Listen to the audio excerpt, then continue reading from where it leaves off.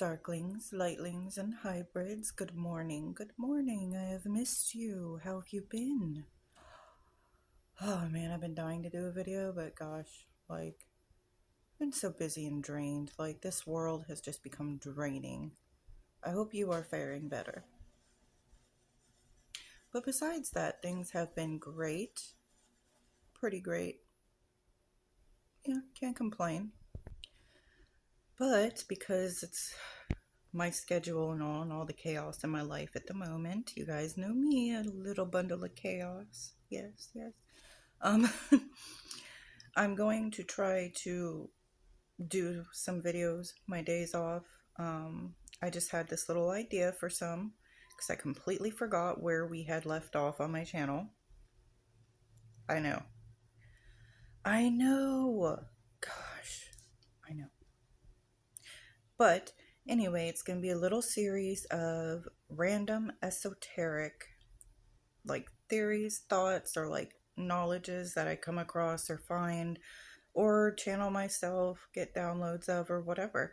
I just thought it'd be cool to do I don't know, top fives or tens of esoteric knowledge you may not have heard of. So, we're going to start that today, right? And today's is going to be about different astrologies that you may not have heard of or, you haven't looked into yet. Who knows? Maybe it can spark something, a new interest. Yeah, I thought it was a cool idea. So, with all that being said, why don't we get started? I'm silly this morning, can you tell? I haven't had enough coffee yet, but we'll get there. We'll get there. So, I do want to say before we get into this that these are coming from my perspective. You don't have to believe it. You don't have to, I'm just saying, think about it. Come up with your own assumptions. You are all great and amazing, no matter what you believe. So, the first one we're going to talk about is the Last Supper theory. There's a couple of them, depending on which system you are following. So, let's get into the first one. It is talked about that there is hidden symbology of the zodiac in the Last Supper painting, using Jesus as the sun in Western astrology, and the disciples are occupants at the table to represent the zodiac signs. Proof of this is shown in the photo through symbolism. Divide them into 4 groups of 3 and you have each season, symbolizing the 4 Gospels, or 4 seasons of the sun, said to be Jesus' symbol at the table. With one hand facing down and the other up, it represents the duality in seasons like day and night, give, take, summer, winter, etc. Aries rules the head. The disciple at the head of the table would be Aries. The one next to him, Taurus, the neck and throat, appears to be the main focus of this disciple. Gemini, the twins, is next. That disciple holds out both hands. Cancer, the crab, has claws. This disciple holds a knife in one hand, which can give you a little poke or pinch like those claws. Leo is a dominant sign represented by the lion. The disciple with his elbow on the table symbolizes the lion by this dominant pose.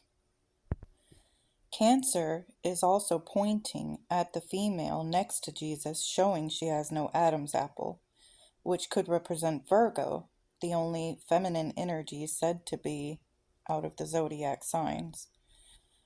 The second theory comes in here.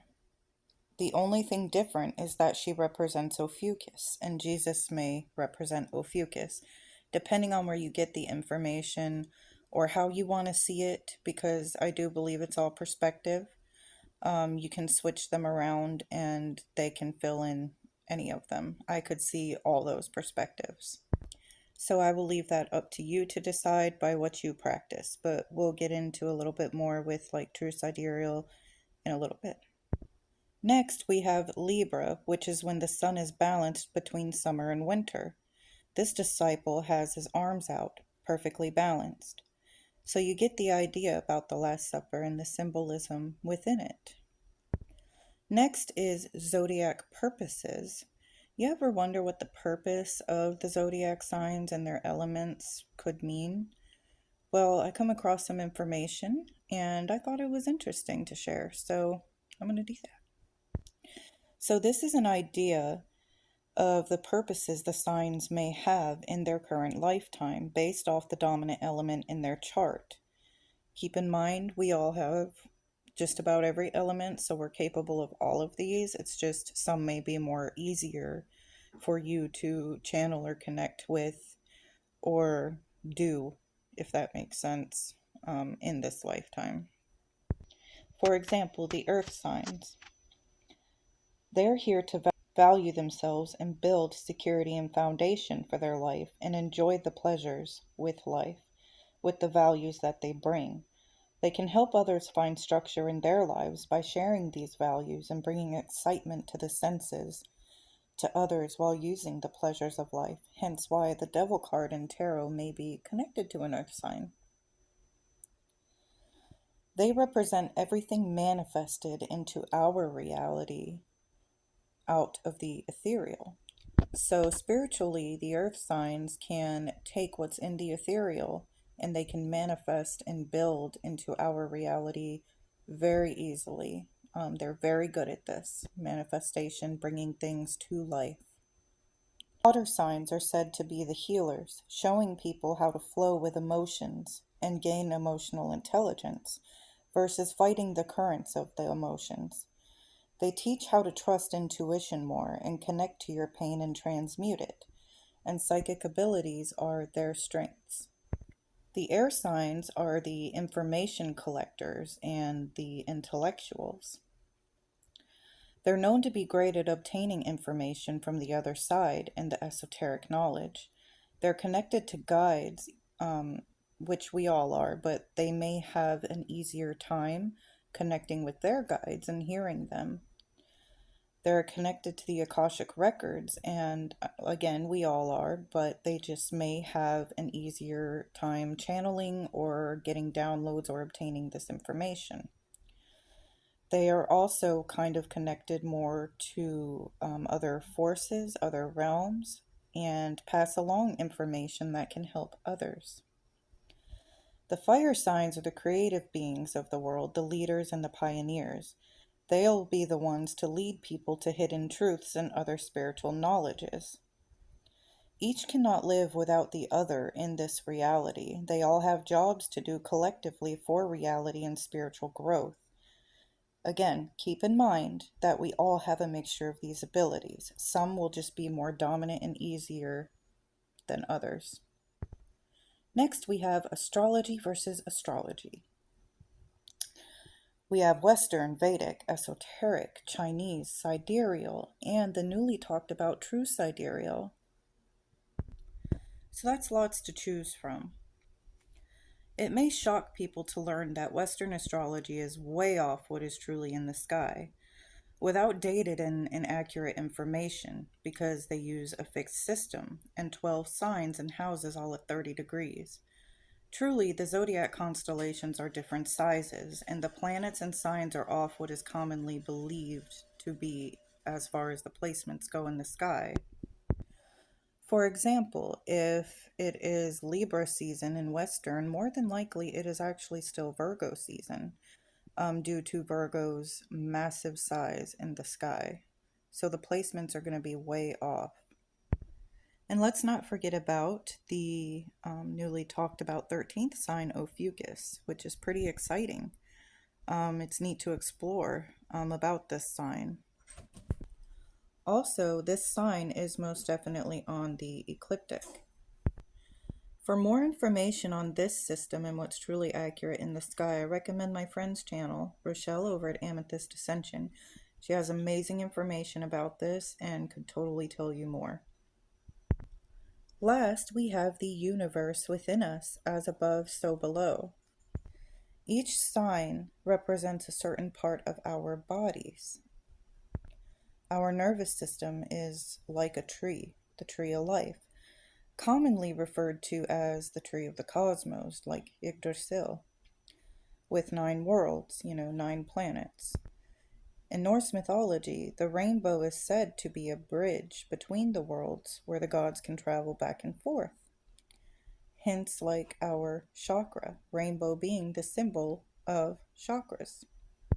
All of it is connected, which is why I believe the sky reflects these energies and influences back at us and through us, because we are literally deeply connected. What's within us is without us and observable outside of our bodies, which even goes to prove further that our thoughts, everything aligned, creates our reality.